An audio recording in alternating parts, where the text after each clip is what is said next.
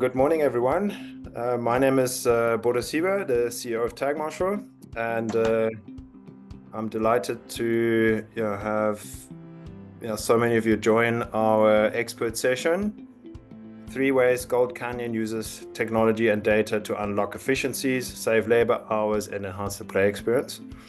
I'm very excited to have Scott Scherger, the Director of Golf at Gold Canyon Golf Resort, with us.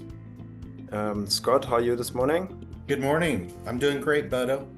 A little warmer than you guys are in South Africa, though. That's right. Yes.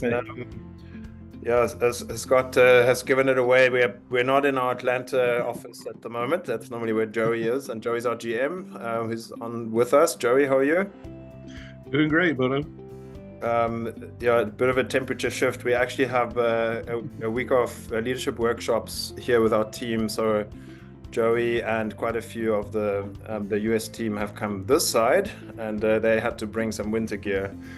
As you can see, Joey's got his hoodie on. Normally that wouldn't be the case if he was. No. Not at all. That would be a welcome change for you, Scott. I know that you would sign up for it. Yeah, I didn't get the invite this time. Thank you.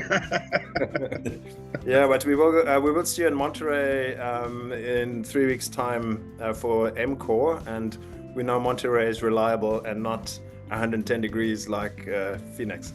Yeah, it's a nice little getaway in July for sure. Absolutely. All right, gents, I think let's dive into it.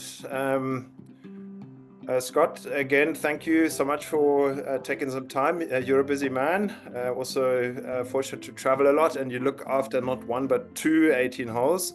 Tell us a little bit about Gold Canyon and also your career and how you ended up being the director of golf there. Yeah, sure. Thanks for having me on. I appreciate it. I have been here at Gold Canyon since 1998 as the director of golf, so a little over 26 years.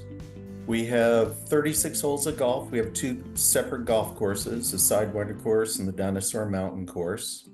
I have been a big proponent of GPS basically since I got here. Got here in 98, and in 99 we came into an agreement with a local GPS company. I believe at that time they were ProLink, kind of the leaders in the industry. And so we've had GPS since 1999. First it was ProLink, then it was another company, and then we partnered up with Tag Marshall, I believe about 2 years ago, maybe a little less than 2 years ago. And it's been a great partnership, get great service. The units themselves are very reliable. Joey's been a big help. He gave me his cell phone number and said if there's anything that I ever need, make sure we give him a holler. So anyway, it's been a very good product for us. Thank you, Scott. And also great to hear that you are a bit of an innovator when it comes to pushing for technology. Late 90s was really early days for GPS. Obviously now it's a bit more mainstay. Also the tech has developed heaps and bounds since. I mean, that's 25 years in technology is indeed a long time. So I'm glad you're our partner, and tell us, how many rounds do you guys do at Gold Canyon, and tell us a little bit more about the courses and what sort of players you attract as well. Yeah, sure. So annually we do about 65,000 rounds between the 2 golf courses. We're a destination resort, so we get a lot of new players that play here that have never been here before. We've got a total of almost 400 acres in the area here. So our golf courses are very spread out. The Sidewinder course runs down here in the valley. Our Dinosaur Mountain course is a bit of a challenge. It's a out and in course, meaning number 9 doesn't return back to the clubhouse. So it's on the farthest end of the property. And when I got here, we would have to have up to 4 to 5 rangers a day.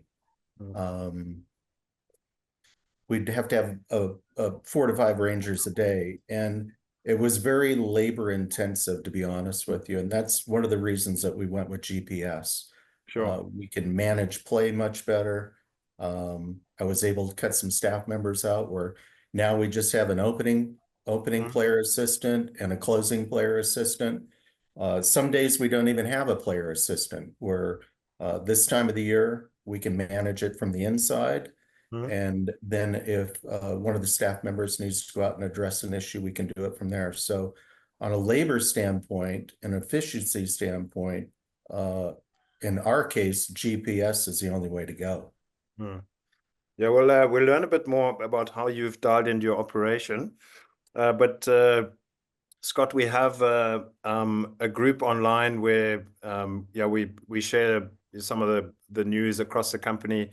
And obviously, our team is quite busy. I think we now have 12 or so PGA section partnerships. There's quite a few events that we go to. And as you know, Joey's out and about quite a bit, seeing and white glove servicing many of our partners. And I can tell you where we get photos sent from amazing places like Kiowa and Bandon Dunes and Valhalla and even the old course at St. Andrews and all of these amazing partners we work with. But I don't think I've seen the team respond in absolute awe at the photos that Joey has sent from Gold Canyon. Joey, I know you loved it out there. I hope Scott got you to play as well. Yeah. What was your experience like? He twisted my arm. It didn't take much, but yeah, I think Scott's being a little generous when he says, you know, they go out. Well, not generous enough. They I think one of the challenges that Scott has there is the course goes out about 3 miles, if I'm not mistaken, right, Scott? Before it comes back on the Dinosaur Mountain course. So having that line of sight to pace of play and where everybody's at is pretty crucial to their operation there. Having been there and seen it and you know, watch what they do with the system, it's actually pretty amazing that they run so efficient, even down to the cart guys. I mean, it's such an operation, you know, and it's such a beautiful course, and you can understand why it's a top destination if you've ever go there. And if you haven't been there, I highly recommend you go out and see the course and play the course. They absolutely keep this thing in unbelievable condition in the middle of the desert, basically. It's probably my top 1 or 2 resort destination courses. So it ranks right up there with some of the big boys, you know, like the Bandons and the Kiowas for me. And Bodo, you know how much I love Kiowa. Yeah.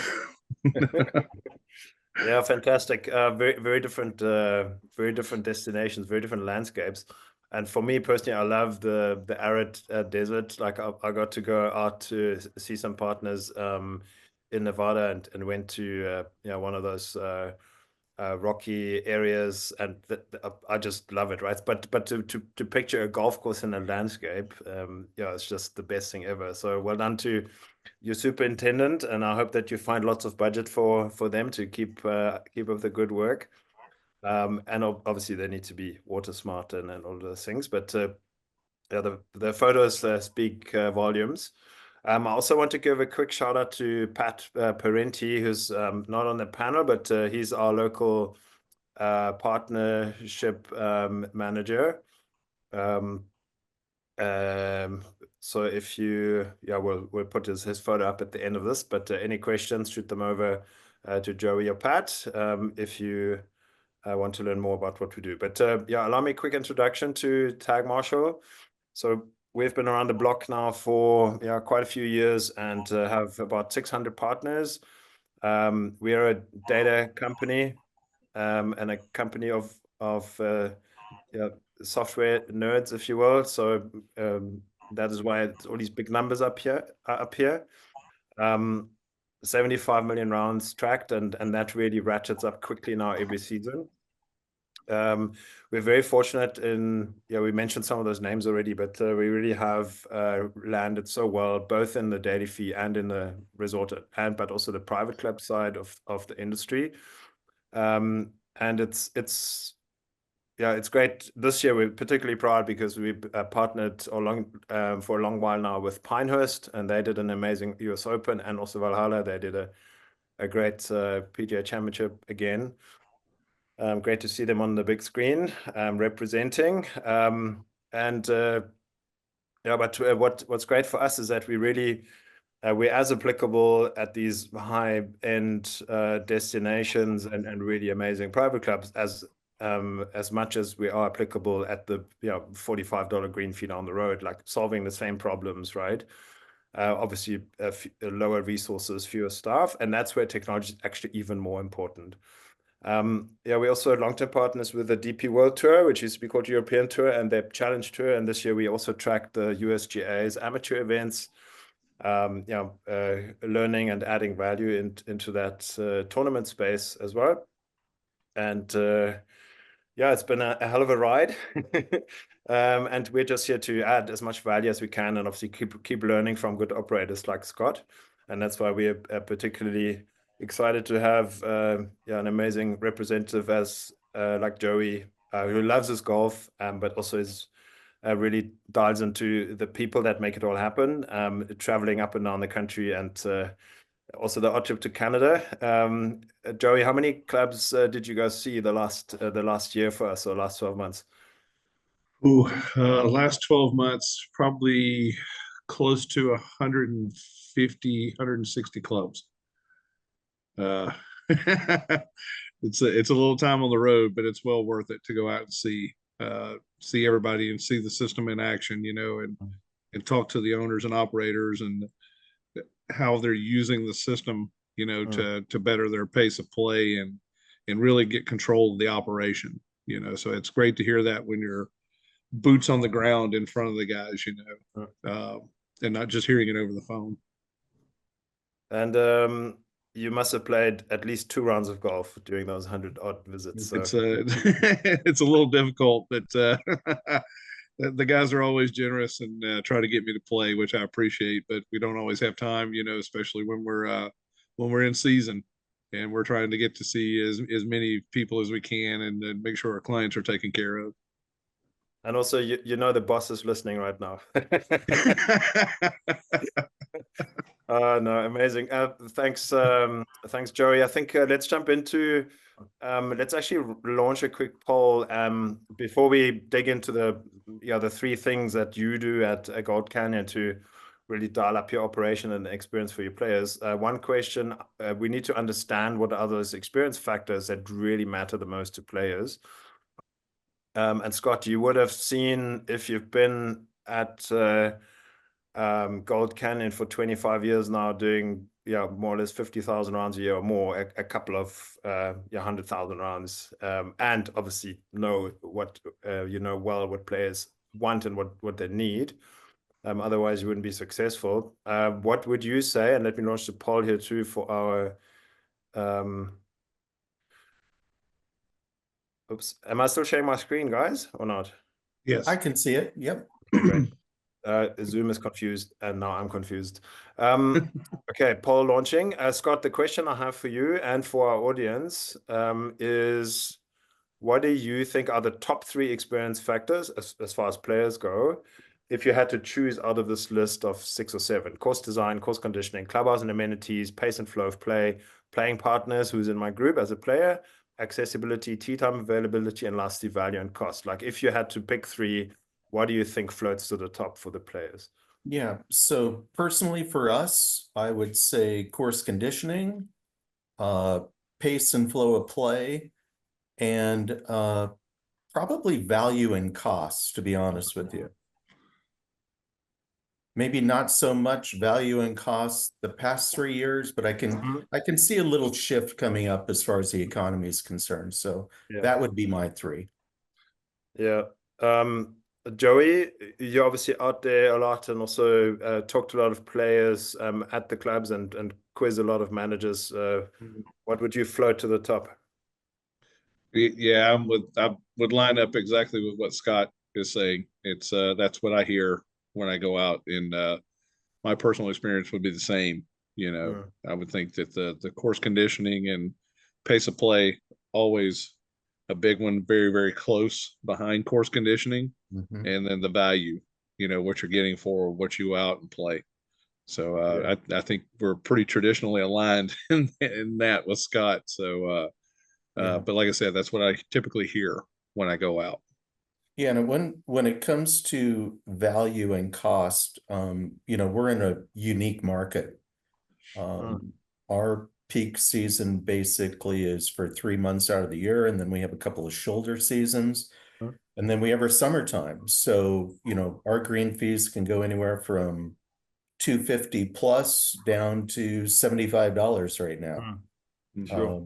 So value and cost would definitely be one of the three, but I agree. I mean, course conditioning and pace of play is number one and number 1A for me. Yeah. You get your $75 round at Gold Canyon when it's 127 degrees. Good luck.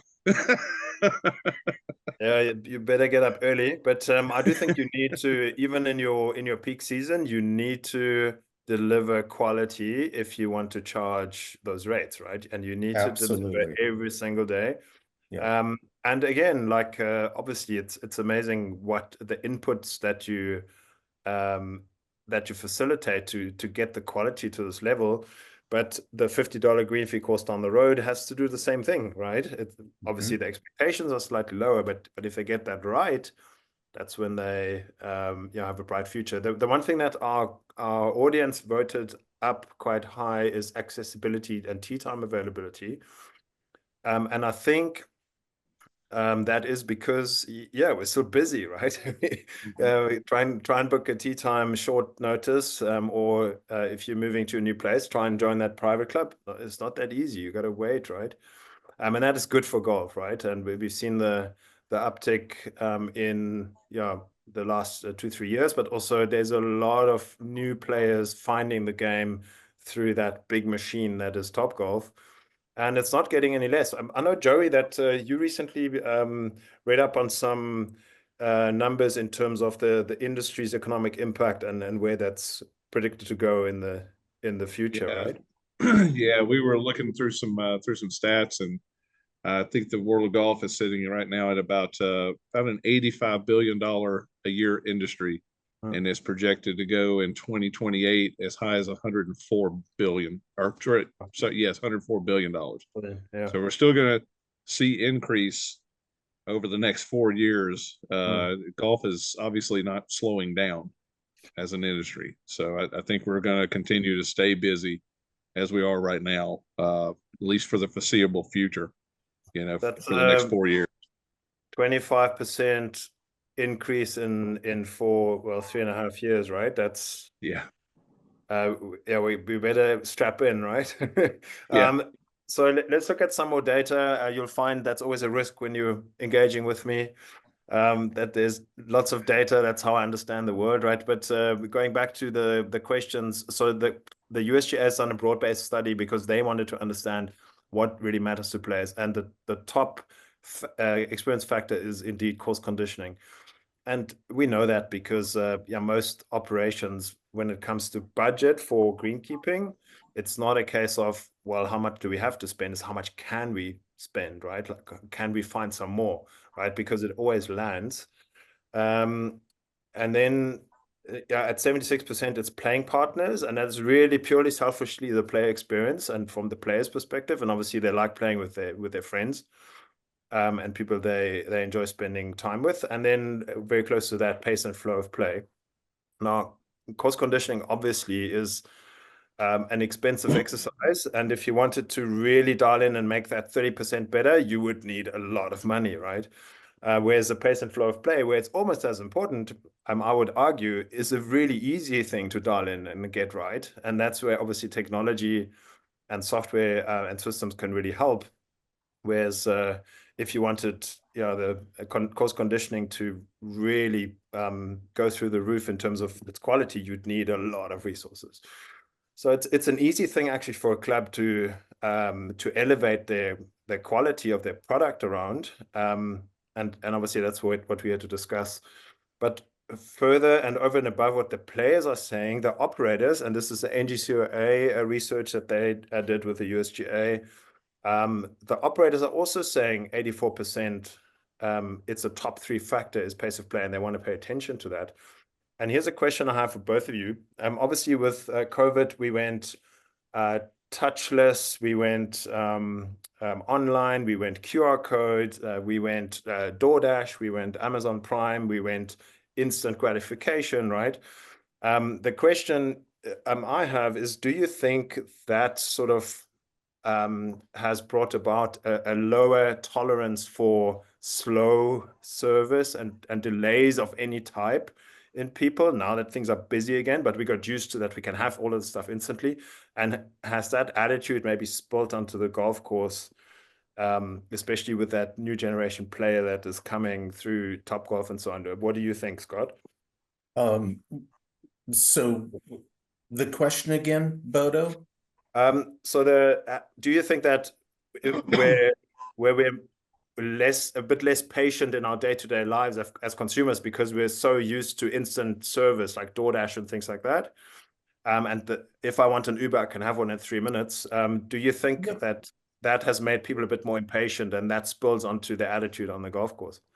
Initially, when COVID hit, I don't think so. I think people were understanding, but as time went on, definitely got a little bit more impatient. So I think we're back to the expectation of, if I'm going to go out and play golf, I'm going to play in a reasonable time period. Sure. And for our courses, it's 4 hours on Sidewinder and it's 4.5 hours on Dinosaur Mountain. So that is a reasonable pace of play, and that's what our expectations are. Absolutely. And you, again, like if you want to qualify, I say, for higher rates, you have to really work hard to get that right.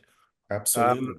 Let's jump ahead. There's one more point of research that is interesting to look at. So this is again a broader study from the USGA where they got the University of Wisconsin to do, I think it was an 18-month project to really dig into what are the factors that matter to players, because golf obviously has an opportunity and an obligation to grow the game, right? So we want to understand the consumers and what's important to them. And they found that there's 1,000 touch points in a round of golf. And a touch point is anything to do with what goes into your round. And that might be you loading your clubs in your car. It might be you booking your round online. It might be you drive through the gate. It might be you going to the pro shop to pick up some balls, whatever it is, right? Those are all touch points.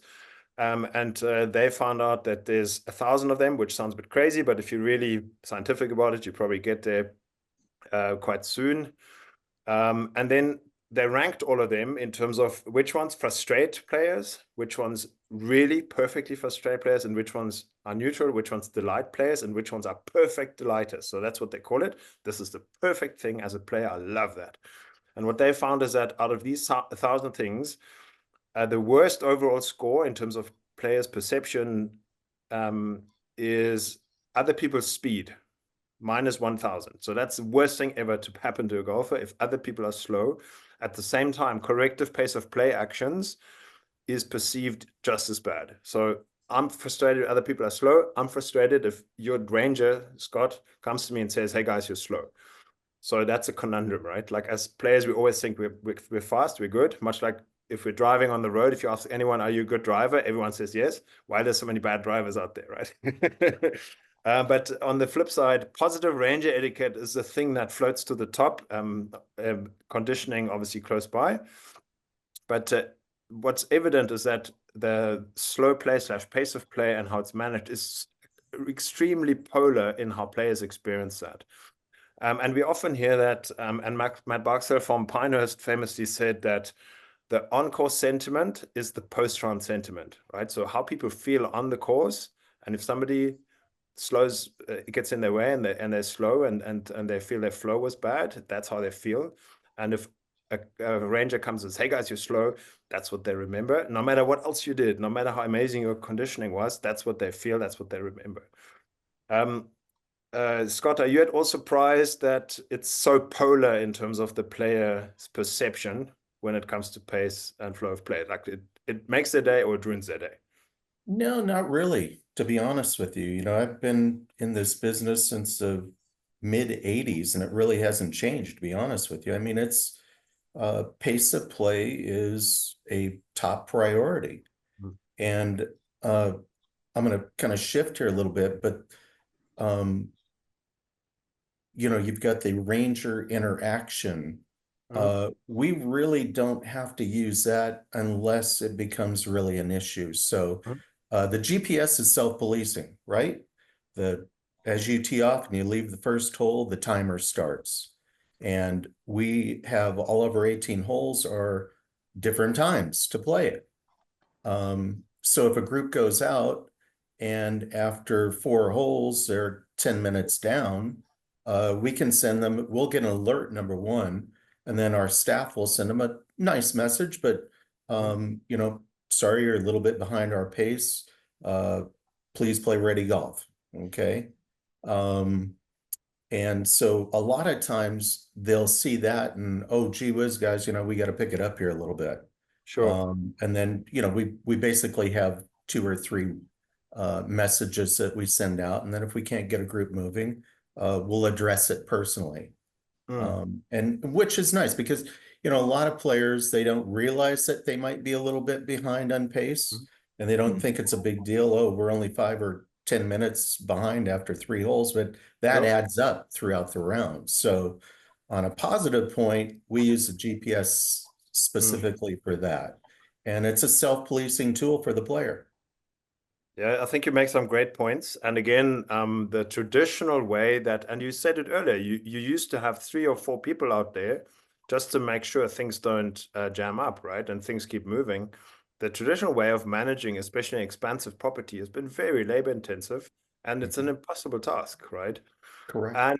And also like players always feel patronized if you tell them you're slow. Get on with it, right? So you need to address them in the right way. Joey, I know you've you know some of the tricks of the trade, and how do you position this message if you need to have an intervention? What is it that you've learned? Like, how do some of the good operators do that instead of telling their marshals, they go out and tell the guys they're slow, they need to get moving? Yeah, typically they'll go, "Hey guys, you know, we're running a little bit behind. Can you help us get back to the current pace?" And that seems to work for a lot of guys. It's you know, a more friendly approach. You know, because we all think we're not slow when we get on the golf course, obviously, right? So we hate being told that we're the slow group or hanging somebody up. But a lot of times the guys now too are able to use, the guys carry a Marshall tablet or they can actually have it on their phone and they'll actually show the group of golfers where they're sitting at, you know, so that also helps if they say, hey, we're using data to track this, you know, so we need to kind of get back into the line and get things going again. And that tends to be a great conversation for most of them.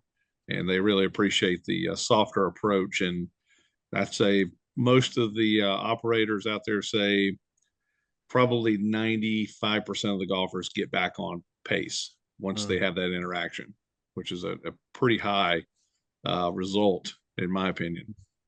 Absolutely. Joey, I think you make 2 important points. The first one is, how do we position the message? And another one that I've learned is to tell the players, hey, you're a bit out of position, right? Help me get back in position, instead of saying you're slow, because that's a one-off thing. And where if you say to player you're slow, it's like, well, you've got a low IQ, right? So they want to defend themselves. But if it's out of position, well, right now, okay, I can catch up, no problem. I'll compute that. But the other point is that data is a fact, right? It doesn't have emotions, so it's not an opinion. And I think this is where obviously and this is what we want to talk about. So what are the 3 things that you're doing at Golf Canyon?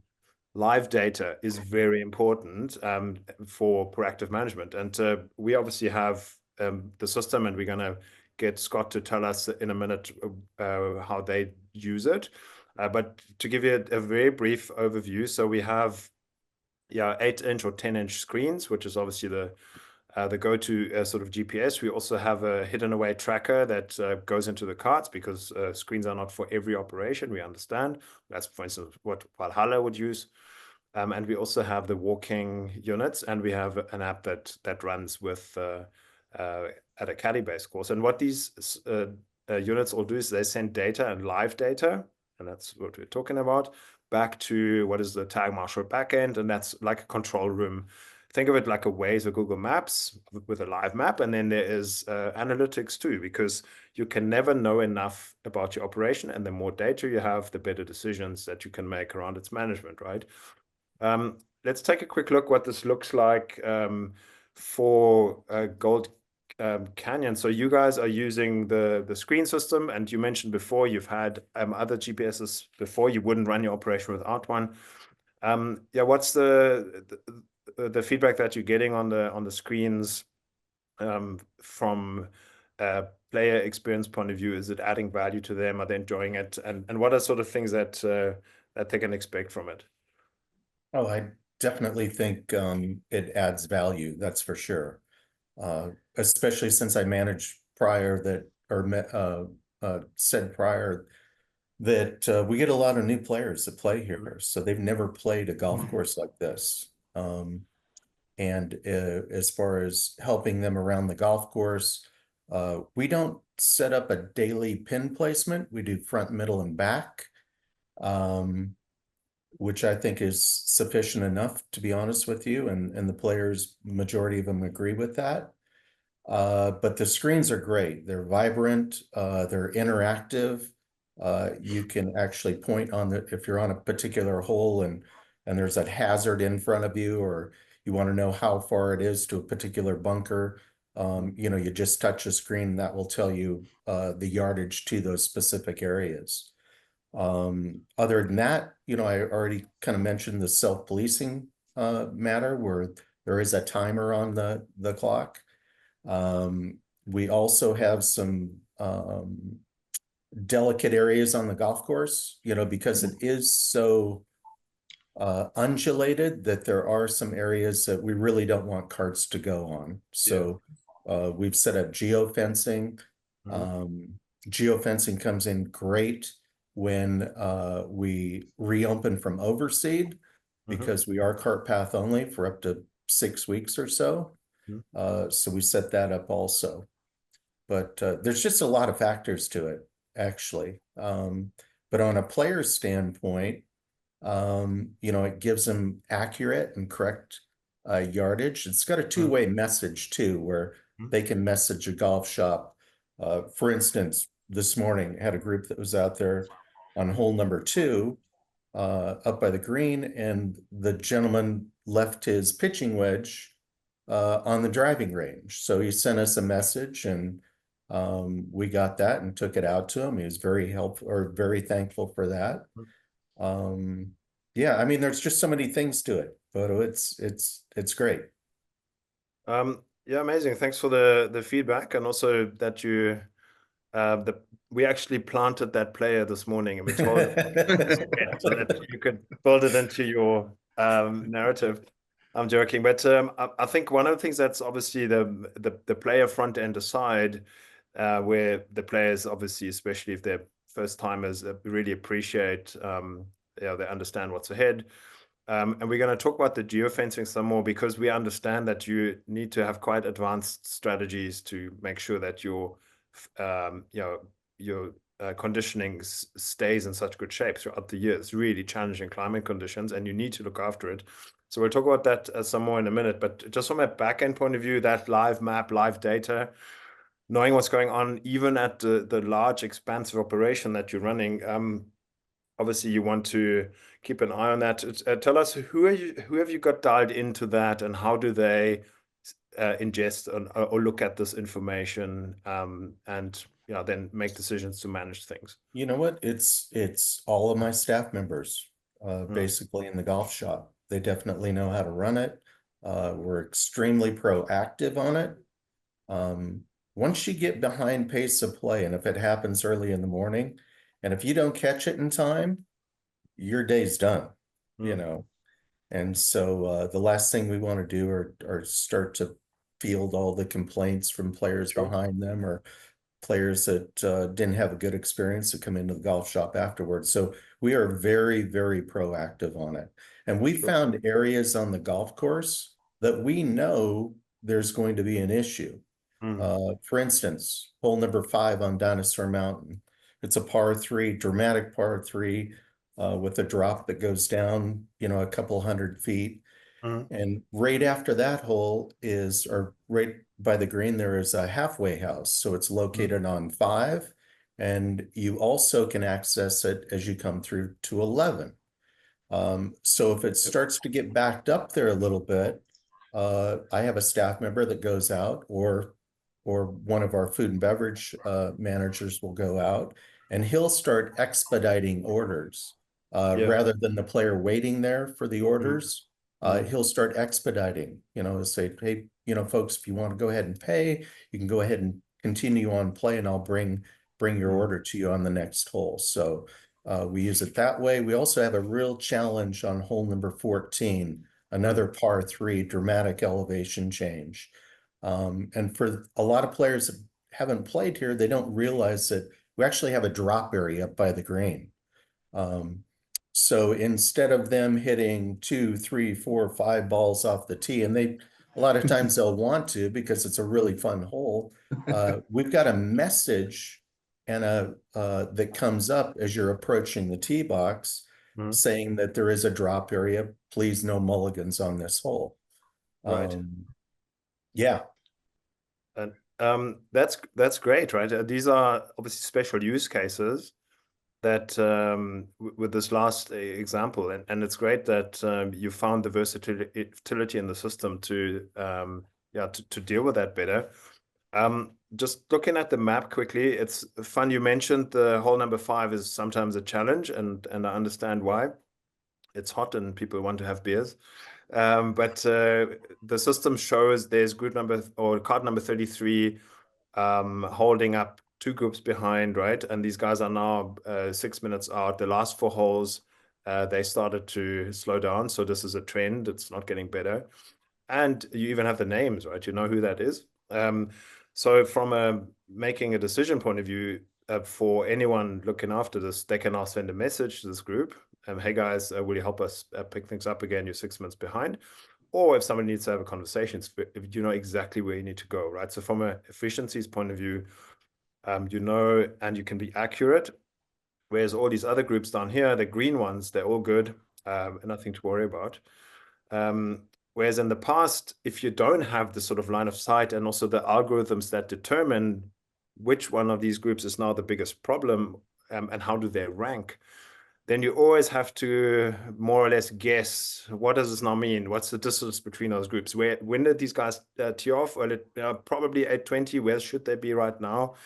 But there are a lot of dynamic factors that are difficult to make sense of because you're only at one place at one time, right? If you try and manage this without technology. So the line of sight, I often say we used to have a time where we had paper maps, right? And to find our way, and now we just go, boom, Waze or Google Maps, and we're so reliant on it, so easy, so user-friendly, and that's exactly what we're trying to bring into the golf space. Let's jump ahead because my mission is to keep us on pace for our webinar. Maybe a quick note here, this gap time monitor down here, this is actually something that we learned from the tours, right? The tours, because they at a different venue every weekend. They don't necessarily know the courses in and out and how it winds in on each other. They want to see this in a linear display and really be able to see the gap times. And that's actually some people, that's exactly how they want to look at it. So we said, okay, let's build it, right? And add it to the options of how you can then go and make sense of what's happening out on the course. I want to jump ahead. Oh, sorry, I missed this, but you can send a message right from the screen, right? To a single group, to all the live groups, or to all the cards that are out there, weather warning, pace warning, safety alert, anything. And then it pops open a message, which we're going to look at in a minute. So one of the things that's obviously where technology helps us save hours. And I always say technology does its job. And I don't know if you agree with this, but humans are really, really good at building connections and creating experiences for other people, right? Technology needs to help them do more of that.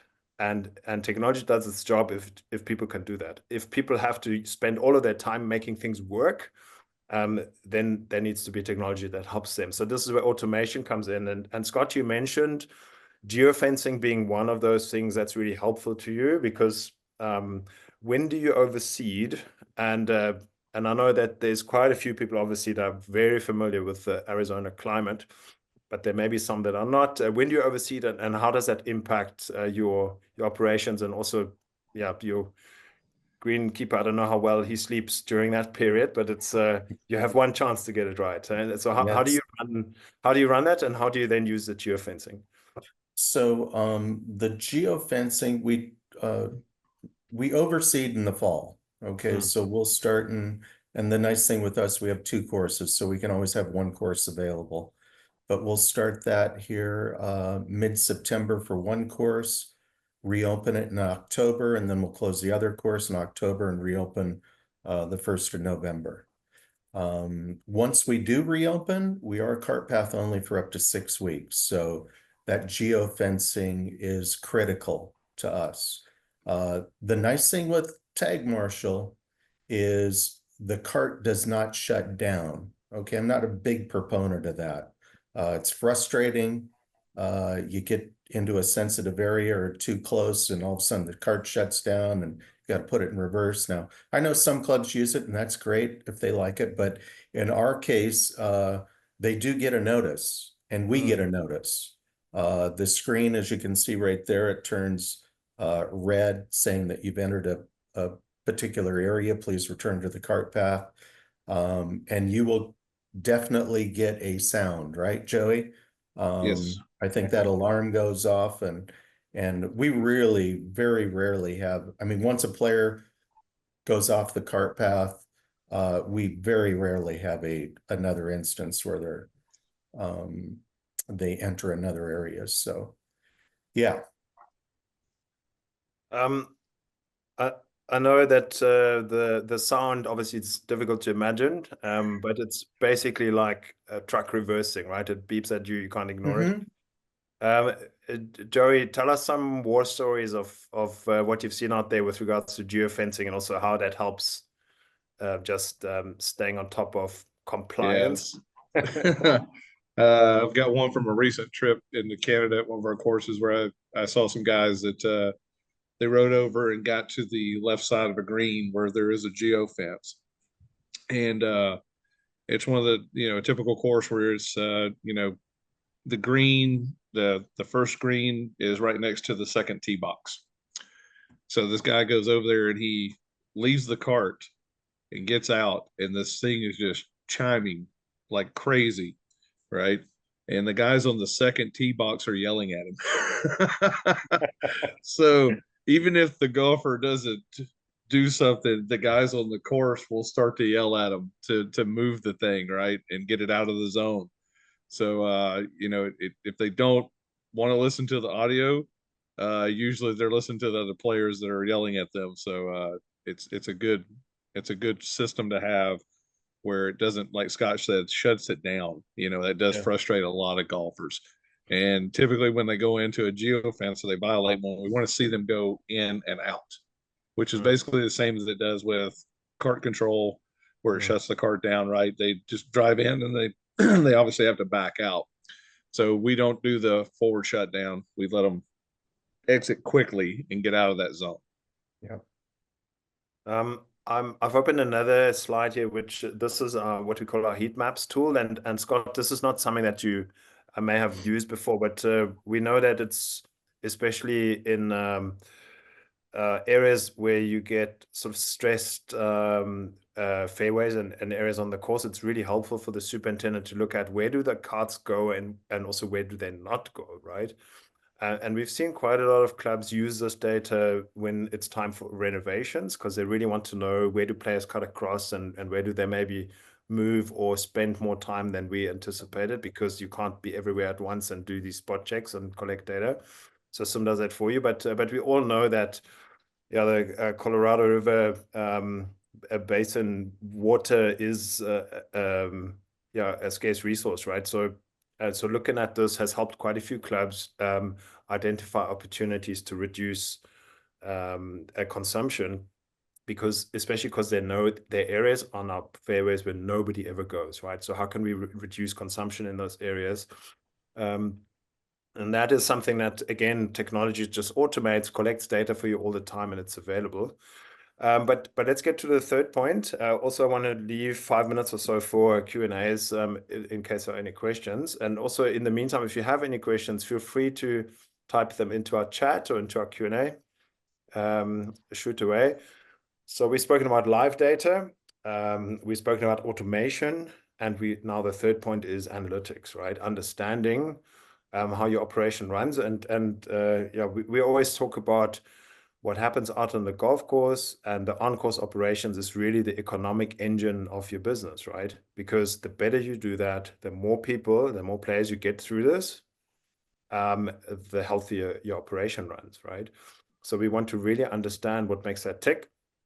And nothing is more informative than people's sentiments, one, but they're not always easy to measure. So what data points can we get so we really know what's going on and can get better?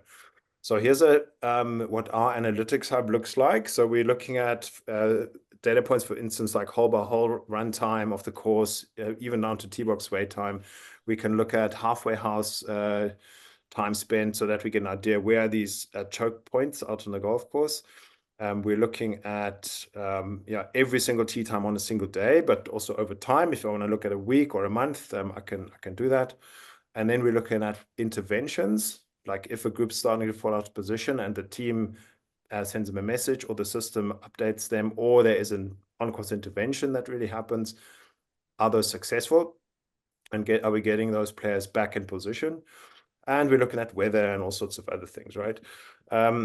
So here's a good day at the office for you guys, coming in at 4 hours, 15 minutes, 38 seconds, and it's quite a lot of players out. 33 groups, that's not nothing. But it shows that the effort that, and you said it earlier, if you have to catch this early, right? If early on in the round or at the start of your day things go wrong, it's really hard to fix. And this is what a good day at the office looks like. So these colors that we looked at earlier, that pink and the red, that's when the groups come in over time, and there's not a single group here that did that on that day, right? They're all coming in 4:15. So you can put that on your marketing if you want. Scott, how do you use this data and your team potentially just to make sure that your performance track, or maybe also look at, hey, what do we need to do if a hole really plays bad on a day? Why? What was our setup impossible? Was our pin placement impossible? Like, do you use this data to dig in into your performance at all? We do. And you just touched on it. There may be a really challenging hole setup as far as where the hole location is on the green for that particular day. Maybe it was a new employee that just got out of training, set a hole, and all of a sudden, that's a real issue, and we can identify that too. But going back to areas on the golf course, over time, we've been able to identify those areas, and now we're proactive on it too. So we know that if a group is a little bit behind going into hole number 13, and they're coming up to hole number 14, that there's going to be issue on 14 and 15. So it's more about being proactive than anything.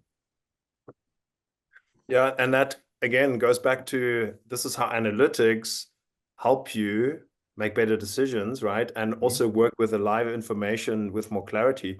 So one of the sort of underlying data sets that's potentially interesting is to really segment out the day into its run time.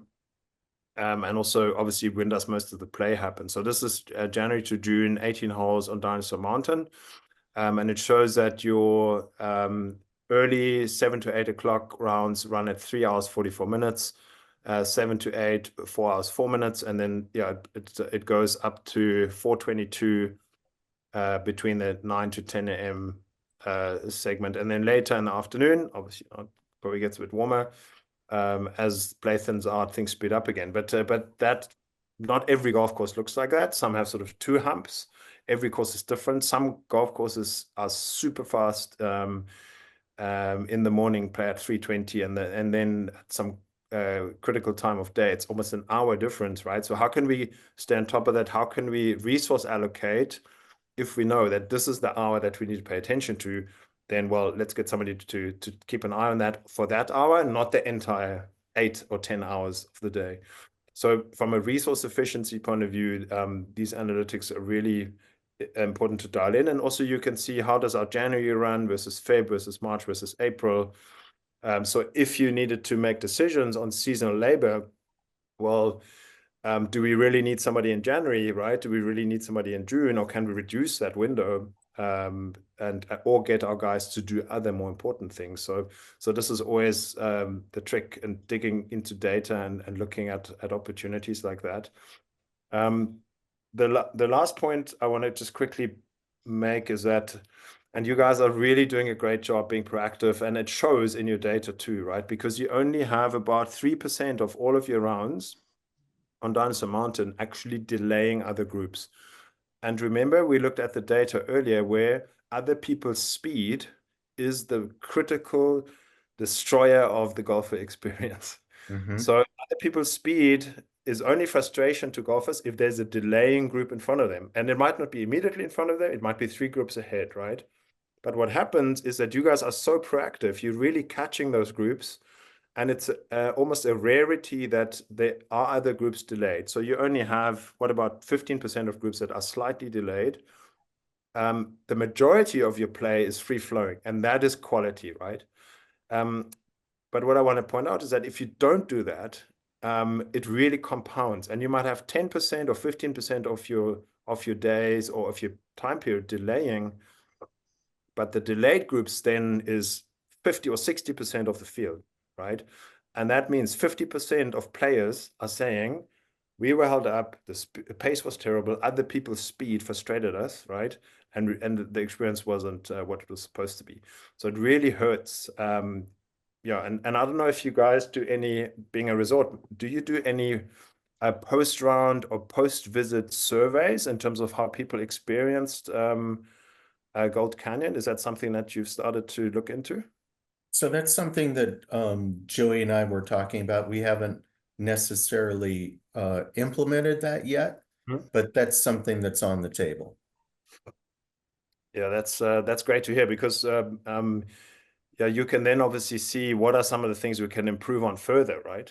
Because I know that forward-thinking operator like you're never happy with the status quo. You always want to look at the next thing to improve. And again, the more data you have, the better. So yeah, well done on the great results. So you have, yeah, this looks like 80% of your play coming through on pace on Dinosaur Mountain, and that is value, right? So because your conditioning is excellent, you're getting players through in a good time, they want to come back. And is $250 a lot to pay for that round? No, I'd do it all over again, right? So this is obviously what you want. This is another sort of part of the toolkit where every single round that gets played has what is called a track map, which is like an individual history of the round, including the player names, if they've been assigned, what cart, what time did they tee off, how did they go across the day, when were they delayed or delaying others, when were they slow, when were their messages sent, or when did they geofence breach. This is just a sort of a post-round opportunity. If there's ever any questions about a round or the quality of a round, and there's any requests for comps, or if you need to have an educational conversation with somebody who's had 10 geofence breaches.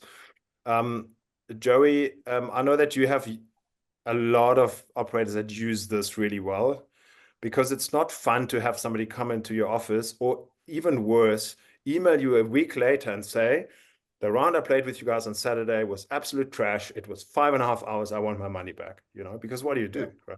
Or I'll splash it all over Google and Facebook. So how have you seen operators use that to mitigate some of these tough conversations, Joey? Yeah, these guys actually respond with the data, right? It's not emotional. It takes all the emotion out of it, and they can actually prove to the golfer that they were or were not on pace. So it does tell them as well. Hey, if the guy was off the pace that we would have guaranteed, then we can do something for him. Maybe they give him a free round of golf or whatever it is to make up for it. But it definitely helps you live in the world of data, right? More than the emotion piece of it. So it does remove the emotions out of it. Joey, I know your friend Talon up at is he at Bath or Jasper? He's at Jasper. At Jasper Park, which is this is the Gold Canyon of Alberta, right? It's beautiful Yes. in the Canadian Rockies, an amazing experience. But what he was saying is that, to your point, Joey, he would get people emailing a complaint days after and saying Yep. this was terrible, experienced this and that problem, 5-hour round. But very often it's perception, right? Yes. Players perceive things a certain way. And very often he said, like, the amount of management hours I need to spend to appease those guys, and very often you say, all right, here's a comp, or here's this, or here's that, please come back. The moment he sends them the screenshot, says, oh, this was your round, and here's what the data says. Let me know if you'd like to have a conversation. A lot of these go away, right? And he said in the past, it used to be expensive, and particularly expensive from a management hours point of view, right? Because you can't just let that lie. Like, if a player complains to you, you have to get back to them, right? And he said, now I send that. And a lot of these conversations stop right there, right? And sometimes you have to take it on the nose. Yes, we didn't deliver for you. We'd love to have you back. Here's what we're going to do for you, right? So again, data goes both ways. Like, we can hold ourselves accountable, but we can also take away the perception and the emotion, because we know that pace is crazy for players, and really bring things down to the data and the facts. And now that we're on the players topic, how have your players responded to the technology? And obviously they get two things from you, Scott. One, they've got a GPS screen, right? And the other one is, well, clearly you're taking care of your pace of play. So what sort of feedback are you getting from the player side? It's been very positive. We haven't had one complaint as far as the GPS is concerned, and it's more of an amenity, right? But just kind of going back a little bit to the prior conversation, and you were talking a little bit about pace of play and the perception of the player.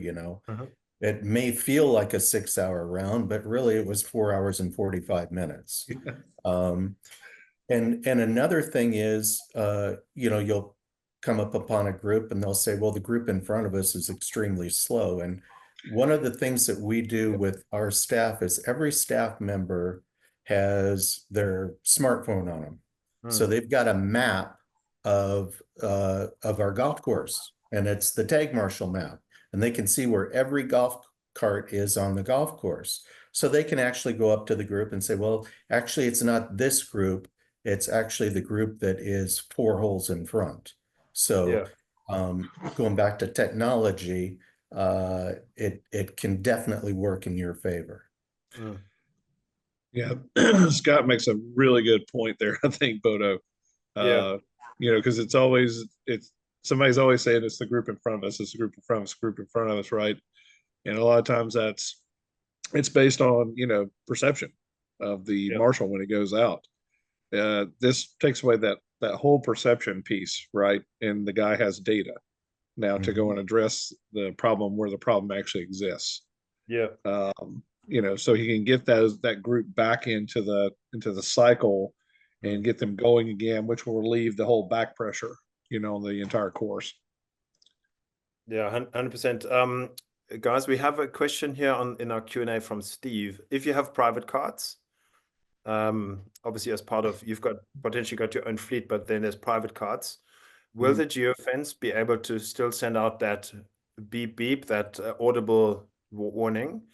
Because he's saying we can't disable the private cards. So the members might play along and say, yeah, put that thing in my card, but I'm not going to allow you to disable it. So the question is, can it do that? Joey, do you want to grab that one? Can it do the audible or the Yes. And maybe Absolutely. maybe worth pointing out the tracker only option here too, right? Yeah, there's a couple of options that we can do. One is it's a more passive device in the way that it doesn't have a screen. Um, it still uses tracking technology, and you still get a buzzer option in there, so you can still perform with geofencing. You just don't get the forward-facing screen for the golfer, but the clubhouse still gets the back end data. And then there's the second option, which is the flagship product for us, I believe, is the 8-inch screen, which is what Scott has at Gold Canyon. And a lot of private carts are actually electing to have the screen put in because those players like that feature and they want to have that same technology as the course would typically have. So, and that does control through geofencing, which is on the course. So once they're off the course, that geofencing doesn't apply to them. Yeah. So hopefully that answers a question. Yeah, Steve, just to go with Joey here. So a lot of the times the private cart owners, they're saying, well, I don't want you tracking me when I'm not on the course, right? We can say, sure. It only starts to track once you enter the course. And then oftentimes saying, well, I don't want a screen in my cart, right? It's my cart. Well, we'll hide away a tracker. You won't even see it. You won't even know it's there. But you will if you go through a geo fenced area. But to Joey's point, what happens very often is this is a way for club management to say, hey, let's get these private carts tracking so they don't misbehave, and we can also get a better handle of how many rounds actually go out. But very often the private cart owners, the members then start, hey, I also want a screen. That's actually kind of cool, you know? So maybe in season 2, they're saying, well, give me that thing. I've used it a few times. It's actually great.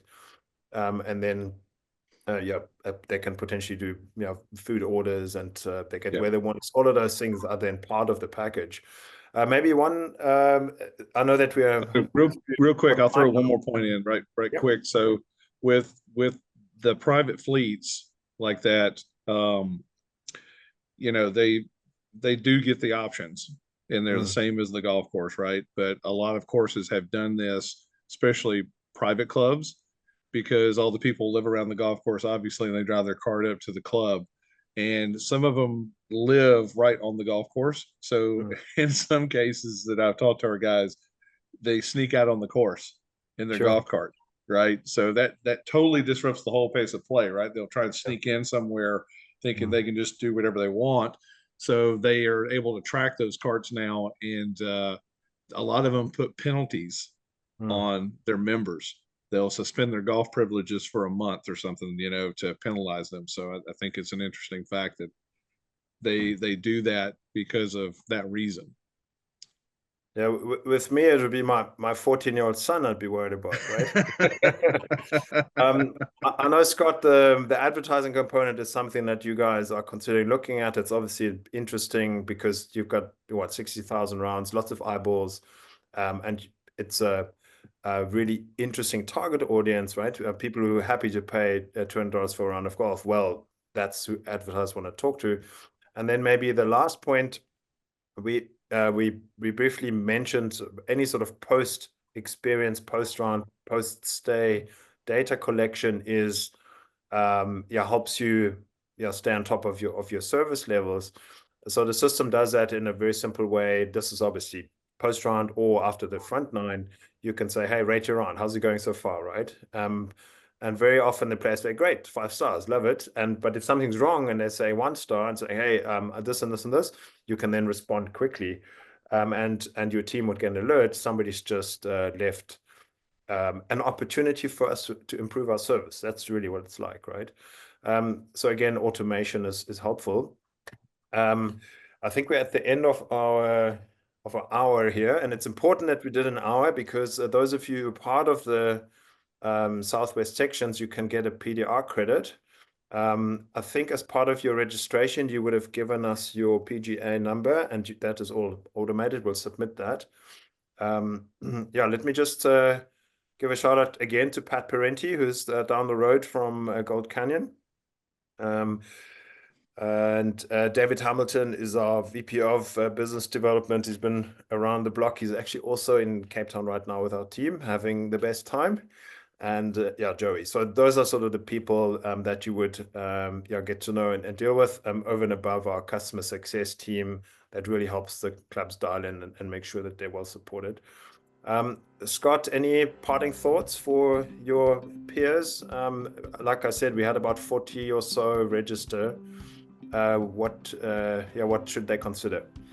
No, if you know, anybody has any questions or they'd like to come out and see the unit and how it's running, I'm always open to it.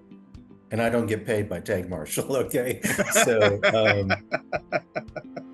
but no, I'm a straight shooter. Be happy to answer any questions, and I've known Pat here too, and I'm glad to see he's on board with Tag Marshall. He's been a long-time section member here in the Southwest section. So I'm happy that we're the first client that Tag Marshall has too here in Arizona. So it's been a really positive experience. That's right. Yeah, 2 years ago. So we stress tested the system in the heat.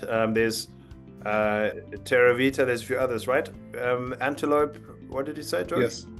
They're brand new. It's Antelope Hills. Yes. Yeah. There's quite a few, and I know, Pat, you will tell me later that why don't I know the market? It's because I'm responsible for the market. So I know this is your domain. But thanks, everyone. Thank you so much for checking in and for giving us an hour of your time. Enjoy the low season as much as you can find aircon, and all the best then for when things start to get busy again for you. And we look forward to seeing you at maybe a section event that will be out, and Pat will certainly be there for Tag Marshall, and I would love to have a chat. Scott, excited to see you, and hopefully your wife as well at MCOR, if you can make it down to Monterey end of the month. And we'll go grab a drink. I hope. Joey unfortunately will not be there, but David and I will try our very best to fly the flag for the big man. All right, thanks guys, appreciate it. Thank you.